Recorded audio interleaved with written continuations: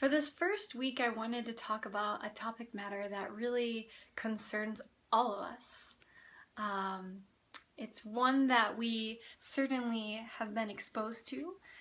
If you grew up in the United States, or if you've been exposed to a lot of American mentalities such as movies, books, social media nowadays, everything goes viral on the internet and everything is accessible, right?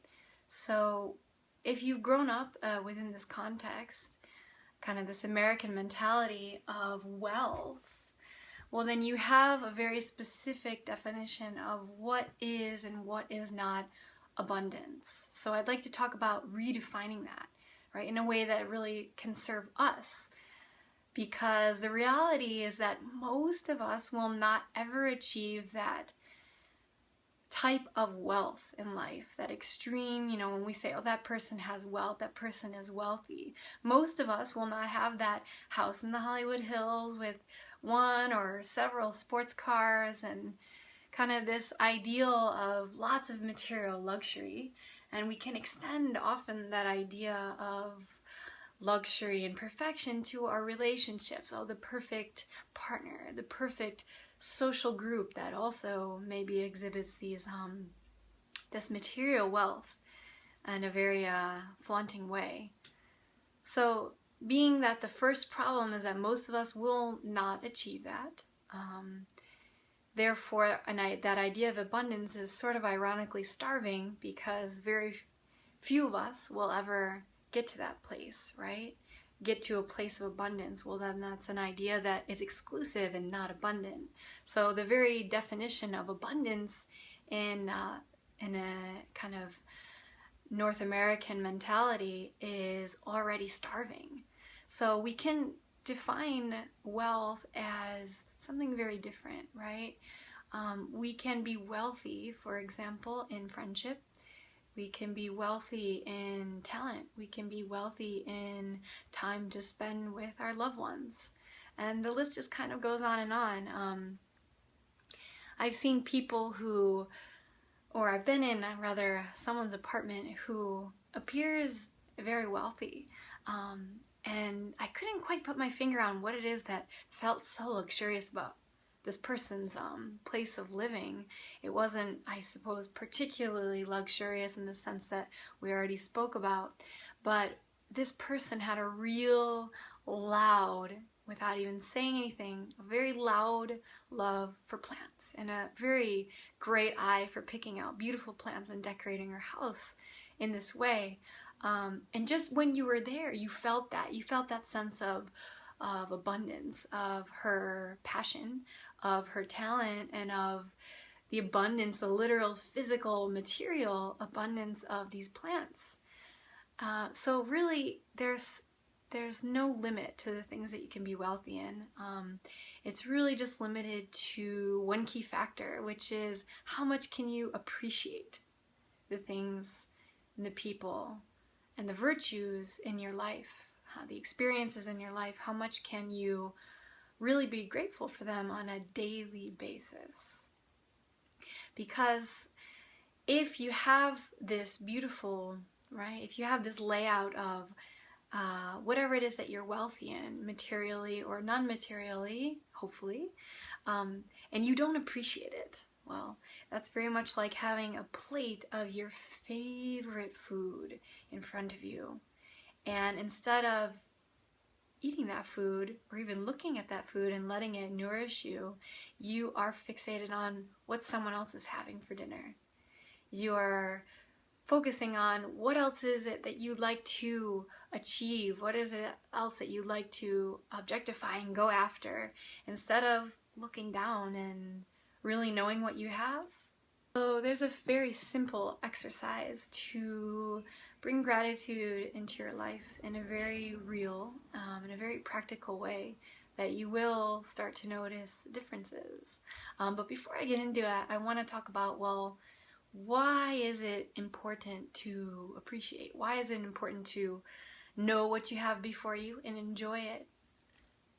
Well, other than that, you'll feel more fulfilled with what you got when you've got it, here and now. You will become magnetized, right? Once you say to yourself, to the universe, to whatever, any deity that you might believe in, once you say to that entity, which could, or again, just be yourself, once you say, yes, I appreciate this, yes, this is good, there's kind of an implicit part built into that sentence. Yes, this is great. Yes, I like this. Keep it coming. And the universe will listen to that. It really does. Once you make this a regular practice in your life, this practice of daily gratitude, you will notice that those things that you appreciate, those people, those experiences amplify themselves. They present themselves to you again and again, and perhaps in new ways. There's a simple exercise I'd like to invite you to try with me. You see that, a lot of people are wearing these bracelets nowadays, these beaded bracelets, which are often made out of wood or stone and definitely have an aesthetic value, but they can also be used in meditation, and that is sort of what we're going to do today. Sort of a guided meditation for appreciation. It's going to be really self-guided because you're going to choose the things, the people, the experiences, etc. that you are grateful for and that you would like to amplify in your life. So you're going to take a bracelet like this. This particular one has about 18 beads. You might find that they vary a little bit. If you have a mala, this is called a mala bracelet. If you have a mala necklace, those typically have 108 beads. So I chose the bracelet. You'll see why in a minute. So you're going to take your bracelet and you're going to find a bead. Often there will be one that has a little bit of an imperfection, such as a little dent in it. If it doesn't, it's fine. You can just take your left hand, your first finger and your thumb, and you're going to place it on that, and you're not going to take it off. So you're going to start from there and take the index finger and the thumb of your right hand, and you're going to place it on that same bead. And you're going to start by just sitting up nice and comfortably. And you're going to want to be in a place that's quiet, or perhaps if there's people around you, you can invite them to try this with you. So sitting up nice and comfortably, you're going to take your beads, and just right away, close down the eyes, sitting up nice and tall without making too much effort. You can always support your sits bones, or even with a blanket or a bolster, or even sit up in a chair if that's more comfortable for you. And start to notice the breath.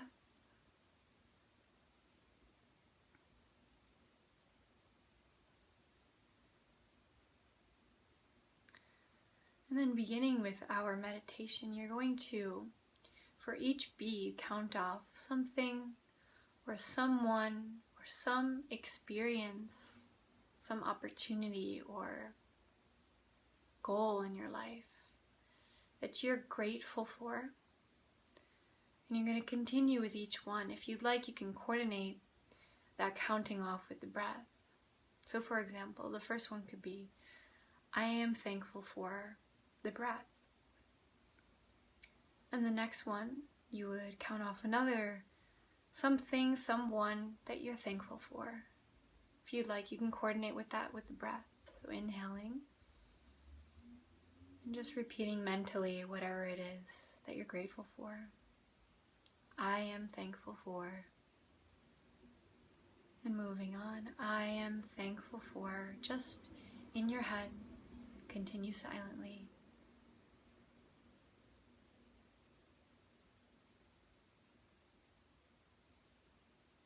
Try not to get too stuck on any one bead. Just keep moving, keep letting the thoughts flow in, informing you of what you're really grateful for.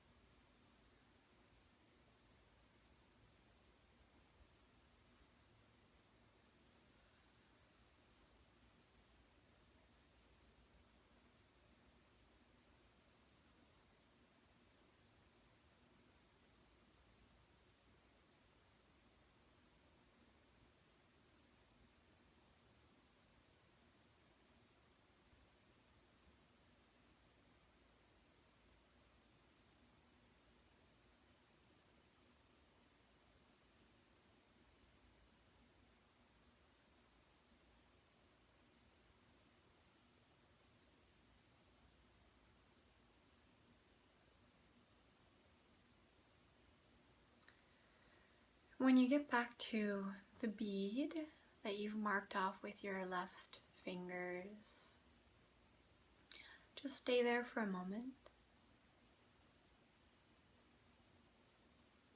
You can release your hands in your lap if they're not already there. And take a few more breaths.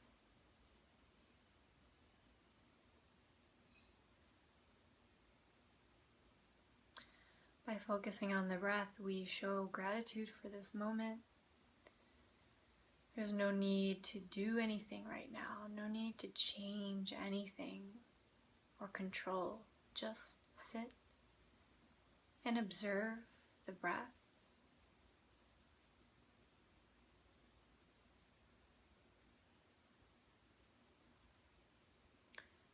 Perhaps noticing how this practice of gratitude for the little things and the people in your life, perhaps also for the bigger things in your life, creates a feeling of expansion. Perhaps you feel that in the center of your heart, center of gratitude.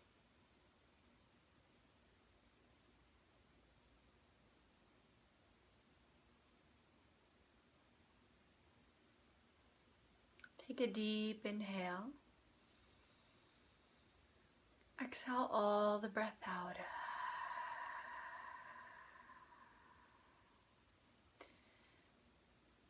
So you can go ahead and open your eyes as you're ready. Now you could, if you like, continue that same circle around your mala bracelet, going around a second, a third, fourth time, even if you like. There's really no limit to the things that you can cultivate appreciation for.